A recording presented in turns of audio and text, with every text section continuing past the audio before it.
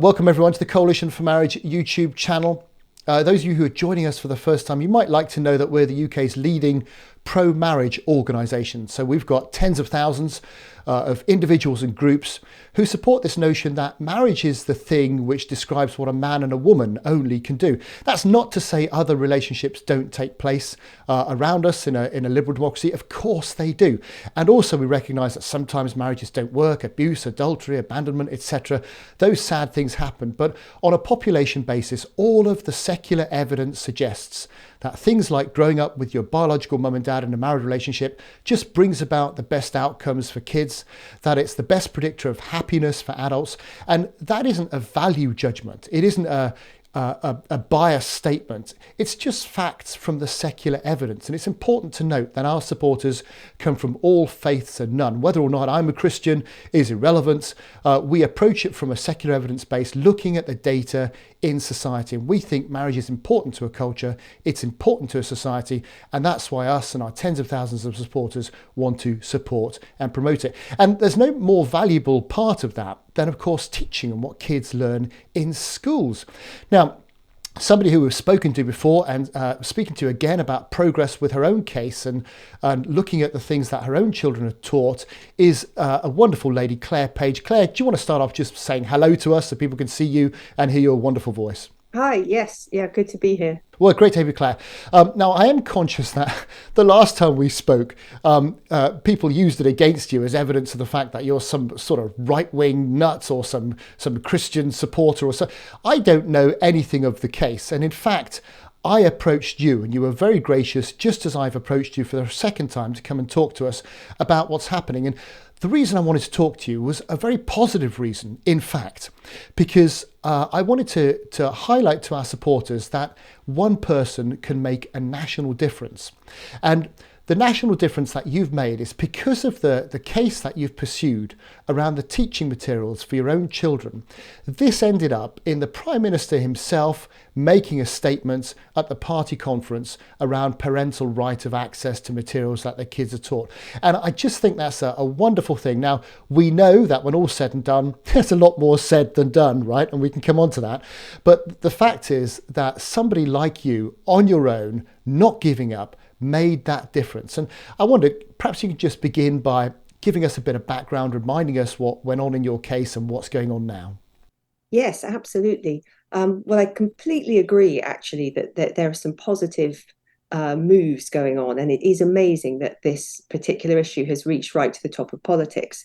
And I would say I haven't done it on my own, though, because I've had, well, some cash support from people who funded the court case that I took, which is fantastic, and then lots of sort of ideas and moral support from people who have kind of other parents mainly who are interested in this subject. But yeah, it is possible for a person to stand up as a citizen to do something for no other purpose other than that they're a citizen with concerns about something. And I think that is lacking.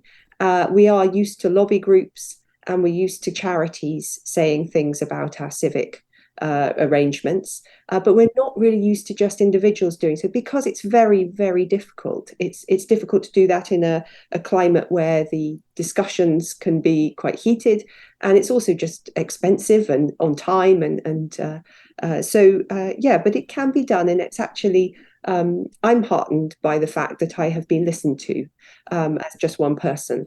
So that's brilliant, and yes, it is the case that you said I should perhaps mention a bit, recap a little bit about is that I wanted to see an RSE lesson that my daughter was shown at her state comprehensive school, and I was denied to see that based on the idea that there was commercial copyright protections on this lesson plan from an external charity, and I thought that was very wrong for safeguarding, but also for democracy, because we need, as not just parents, but also citizens, to be able to see what's going on in our schools, what our tax money is being spent on, how we're shaping the whole nation as a young population.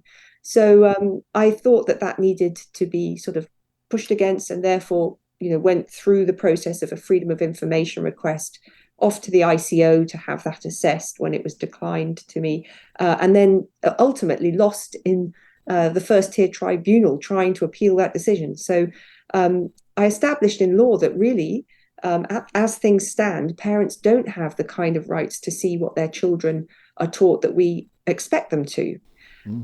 The good thing that came of that is that it at least stimulated the political world to say, well, if law isn't permitting this parent to see or to have good access to the materials, then perhaps we need to look at how this is legislated for, or at least guided by the DFE. And so it became a political discussion, which is exactly what we need to get some changes.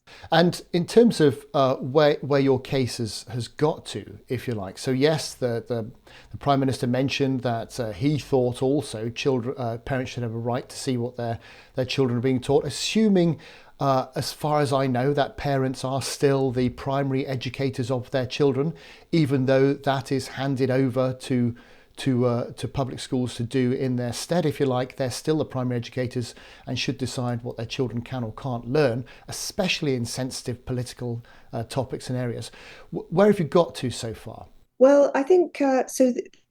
The Prime Minister, yes, in his conference speech said he thought, of course, parents should be able to see what their kids are taught.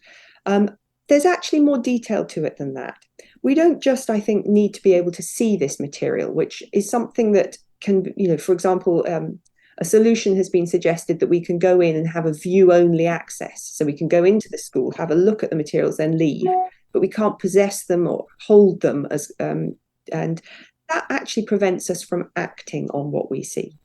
Yep. So what I'm interested in is for a parent to be able to have material that's in the public, is published, basically. So we aren't at that point yet. We have had Rishi saying we should be able to see it. And then the Department for Education under Gillian Keegan acted on that to some extent and wrote some letters, two letters, one to parents, one to schools, talking about the fact that we should be able to see this material. But those letters don't really nail the subject down and solve everything. So the crucial thing that the letters asserted was that if schools are under a binding obligation, so they're being told that they've got to keep the material they've used secret by, say, an external charity or education company, they are told that they can show the parent but not pass it on.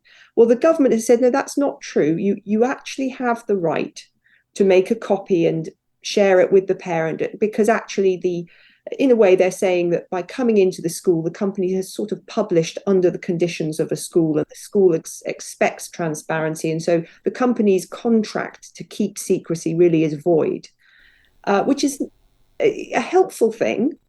But then what the government hasn't dealt with is what happens when we receive a copy from a company with an unpublished resource they desperately want to be kept secret. What happens if we, the public, pass it on to somebody? What happens if we, make a copy ourselves and share it online because we want to talk about this subject? We could get ourselves into very hot water, and they haven't solved that legal problem. So in a way, they're still trying to protect a degree of commercial secrecy in this RSE sector. That for me is unacceptable. There should be no commercial secrecy risks, and all materials used in RSE should be published. They're still protected by copyright. I can't steal them and trade on them. That's what copyright's for. But they're published, and so everyone can see them, and nobody's worried about secrecy. Yeah, and that's the key point, isn't it? Secrecy. It's not the fact that you want to oblige people to produce textbooks and then lose all copyright for their lovely images and their lovely graphics so anybody can reproduce them. It's not that.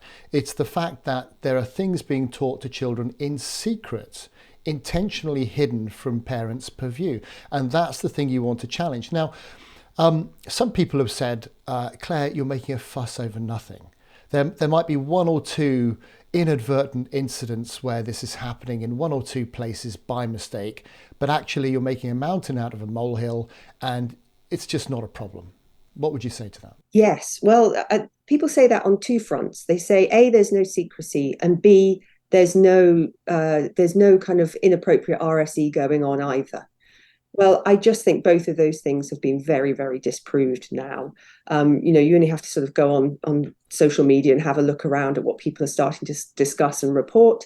There are also three good written reports. There's the report published by Miriam Cates, report by Policy Exchange, report by Civitas, all of them kind of outlining the amount of partisan teaching that's going on, especially in RSE, particularly about gender, feminism, toxic masculinity, issues of, really profound issues that affect the way we think about men and women and children and society. I think that's well enough evidence now that we can't deny there is controversial teaching going on. It's both political and sexualizing. And in terms of the actual secrecy, well, we've now seen that very large edutech companies, so that's companies with millions of customers, they had been operating on a secrecy, a contracted secrecy basis. It's definitely widespread. And from our point of view, of course, if a school purported to use teaching materials that want to promote sexual pleasure of all sorts of descriptions, but actually to downplay and not talk about marriage and long-term relationships, well, from our point of view, that's a key issue, not just because it's a topic we like, but because actually if all the evidence says, look, growing up in a married relationship and being committed to each other brings about really good outcomes for society, well, that's something kids ought to learn and know about.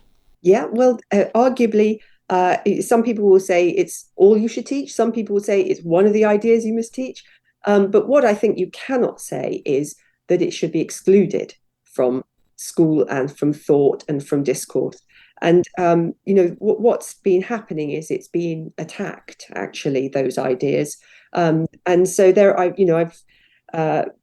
I've seen documents that actually sort of make a fulsome attack on Christian values or on traditional values, as they might be called. And yes, to my mind, that is the definition of intolerance.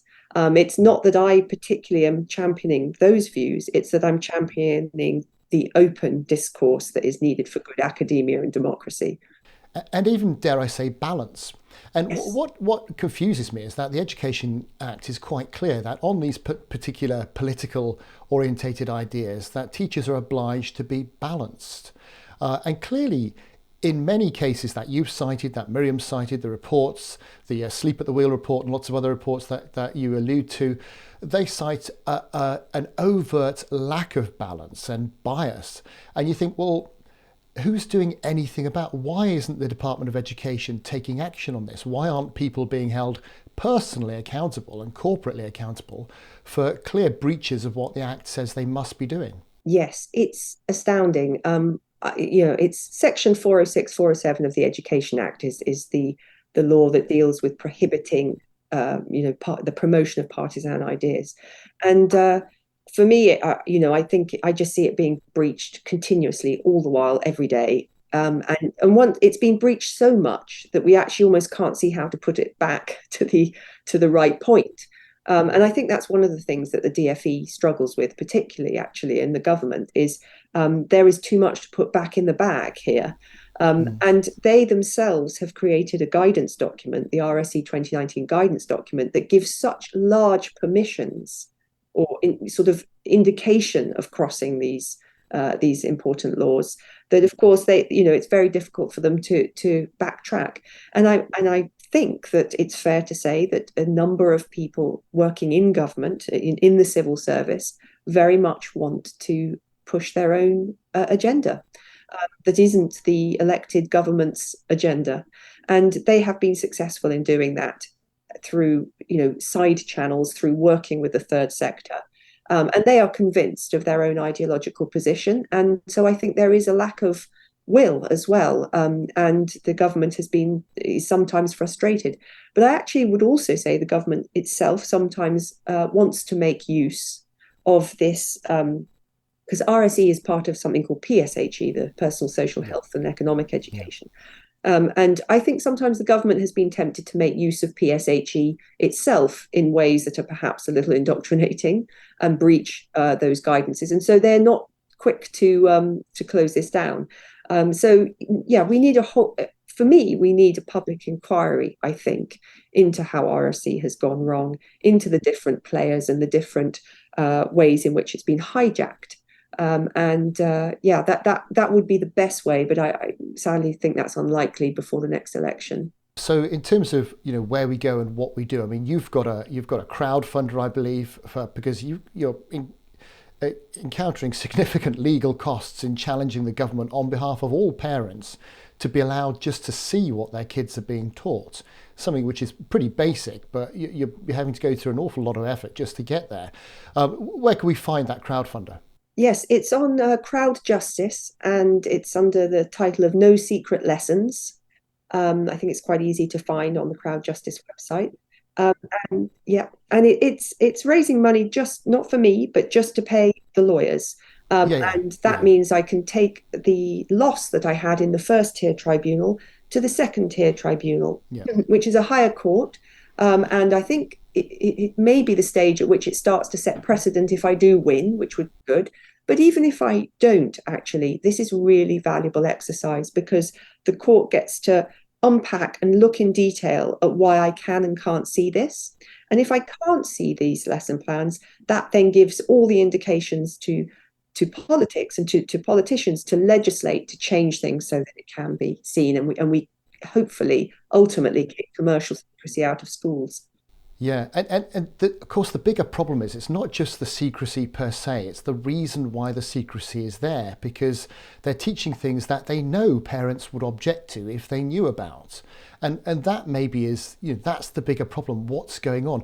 What do we do about that? Have we reached a point, do you think, where instead of the Education Act says, oh, you need to teach balance, it gives a ceiling. This is as much as you're allowed to say on some of these critical theory related issues, let's say. Yes, well, this is it. I don't think this is necessarily going to happen, but I think there should be some very strong restrictions. I think RSE is, it's an incredibly potent subject. And I think people tend to act as if it's just something that we talk about to kind of have a nice, modern, healthy society with kids that are well informed and protect themselves in their relationships. And that's all it is. Well, it isn't that because, as I say, the way men, women, and children and families are constructed and the way the society is Yeah, built around those yeah, ideas is yeah, absolutely fundamental to civilization, and it's fundamental to peace. It's fundamental to the way we, kind of keep children safe. And to mess around with that in large ideological changes, and also to open it up so that all children are in a position of having delivered the same ideas centrally from one big edutech company or from a particular charity that has reached all the schools at once, let's say. When you open up that particular kind of teaching, this is what actually totalitarian regimes do. They try to control the singular understanding amongst the youth of these very powerful ideas that are political. So I think that really any wise government would be closing down that aperture, would be making the RSE curriculum very tight, very minimal, have it agreed around a table that includes all the major stakeholders and voices, and then get it really locked down quite tight. And in all other regards, we have a very liberal education system, and that's brilliant. But this is one place I don't feel you can be entirely liberal in your education and leave it all up to the schools. And there's a really good reason for that, which is that sexuality is one of the parts of a person which is, hard to control, hard to understand. And people go through their whole life perfecting this part of themselves or getting it wrong and struggling with it in terms of in terms of doing right and wrong by each other.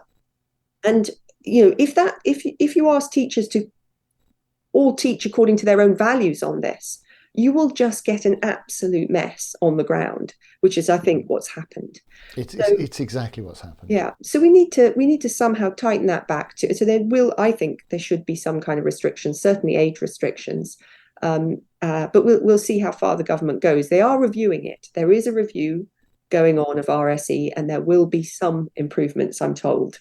And meanwhile, we would encourage parents, all parents, get involved with what your kids are learning at school. Find out what's going on. Ask them what they're being taught in these lessons.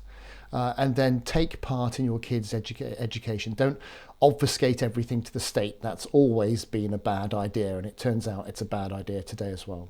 Yes, I 100% agree with that because we had a status quo when we were younger with a very tiny RSE curriculum. Maybe it was too small. Maybe there are things that need to be talked about in this generation that weren't in our generation. I can perfectly well understand that. But what that means is that our generation just take for granted that there's a bit of sex ed in school and we don't, it will be roughly what we thought and it'll be roughly reasonable. And I think I really can't impress enough that for some schools, that's absolutely true. A well-run school with a sensible head is going to have a good policy and it comes out roughly right. And there are plenty of schools that do that.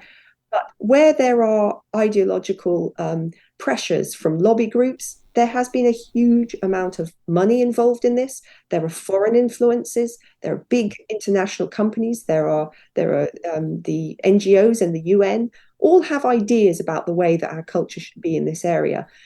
And they are really rocking the British sense in their schools a great deal. So parents should definitely go and ask to see it, make your views known when you do see it, and talk to other parents, like open the dialogue up. We shouldn't be worried about, questioning these things and speaking openly. Claire, one person can make a difference. You are a force of nature. Thank you very much for your time. Thank you. Thanks. Take care. Bye bye.